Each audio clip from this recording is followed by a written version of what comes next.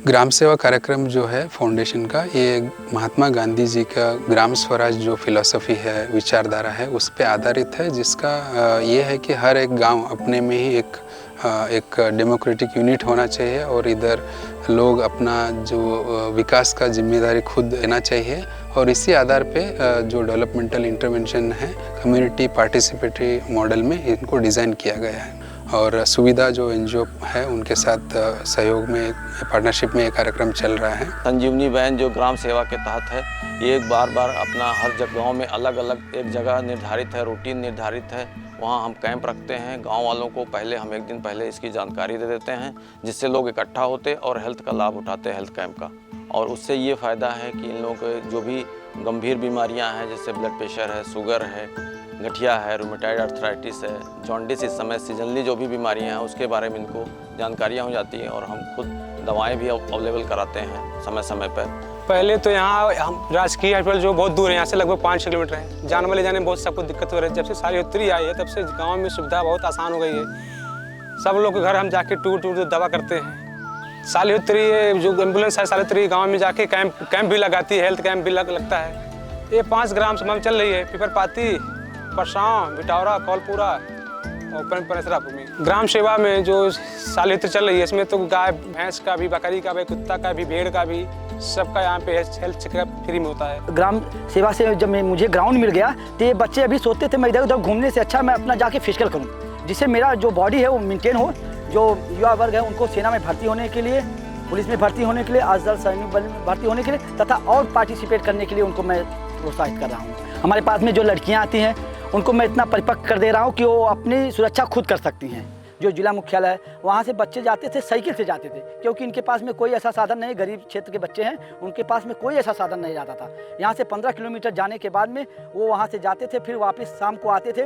ना उनको खाने को रास्ते में कुछ मिलता था। जो यहाँ सुविधा रहेगा तो इनको दूध मिल जाएगा, दही मिल जाएगा, इनको प्रोटीन वाली हर दैनिक सामान जो होता है गाँव में उपलब्ध होता है वो सब चीज़ मिल जाएगा।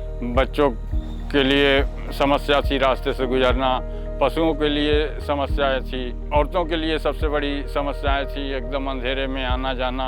ग्राम सेवा के इस लाइट से अंधेरा दूर हो गया, हर चौराहे पे हो गए हैं, हर चौक पे हो गए हैं, सब सुविधा मिल रही है। पहले तो बहुत परेशानी थी, बच्चों बारिश की वजह से पढ़ने भी नहीं आ पा रहे थे और बच्चों को जैसे घर की स्थिति बहुत ख़राब थी, उनके माता पिता के पास पैसा जैसे नहीं था पढ़ने के लिए, वो भी नहीं भेजते थे। और जैसे रिमीडियल क्लास में सुविधा संस्था के द्वारा लागू हो गया और धीरे धीरे बच्चे भी आना शुरू कर दिए पढ़ने में रिमीडियल क्लास में। यहाँ पे बच्चों को पढ़ने के लिए व्यवस्था भी बहुत अच्छा हुआ है, टाइल वगैरह भी लगा है, मैप भी बिछा है, फैन के नीचे पढ़ते भी हैं। बच्चों को पढ़ने में बहुत अच्छा लगता है। कभी 25 बच्चे, कभी 30 बच्चे आने लगे, रिमीडियल क्लास संख्या बढ़ती हुई जा रही है बच्चों की। SBI सुविधा केंद्र न होने के कारण पहले लोगों को यहाँ से काफ़ी दूर जाना पड़ता था और ठीक से उन्हें जानकारी भी नहीं मिल पा रही थी। SBI सेवा केंद्र खुल जाने के कारण गाँव को लोगों को सुविधा मिली है कि वृद्धा पेंशन हो गया, विकलांग पेंशन हो गया, विधवा पेंशन हो गया, सरकार द्वारा चलाई गई पैन कार्ड, आय प्रमाण पत्र, जाति प्रमाण पत्र, निवास प्रमाण पत्र हो गए, या फिर ई-श्रम कार्ड हो गया, फोटो कॉपी, फोटो, लेमिनेशन आदि सुविधाएँ यहाँ पे दी जाती हैं। पहले तो बहुत ढेर सारी कचरे रहती थी, पॉलीथीन, प्लास्टिक वगैरह बहुत इधर उधर बिखरे पड़े रहते थे, तो मक्खी मच्छर उस पर इकट्ठा होते थे।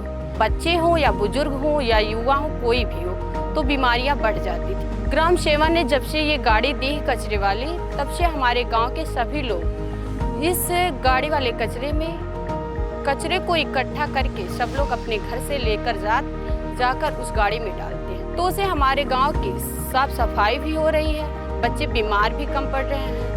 और जो मुझे रास्ते में बिखरा हुआ पॉलीथीन, प्लास्टिक वगैरह मिलती थी, वो भी अब शफ़ाफ दिखती है। पहले मैं खेतों में काम करती थी, जैसे सेंटर सिलाई खुल गया है तब से हम लोग सिलाई करते हैं और इसी से हमारा सब काम हो रहा है। सब चीज़ का सुविधा है, पंखा है, लाइट है, हर एक चीज़ का सुविधा है। सिलाई सीख कर लोगों को, गाँव को लोग को कपड़ा सिलेंगे, इसी से हमारा खर्चा निकल जाएगा।